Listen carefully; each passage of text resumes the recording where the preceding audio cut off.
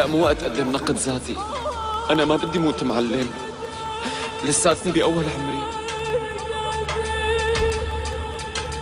معلم بعد العملية بنطلع بالتلفزيون شي؟ يا ابني يا شتين مشغول بالي عليك. أنا عم بحكي معك يا تشتوق. والله مش هي إني وحضنك يا تشتوق، حطك بحضني وحضنك. هيك بتحكي بالضبط معلم، بحلف لك يمين إنه هيك بتنفعل. أقسم بشرتي راح آخذ الدرك.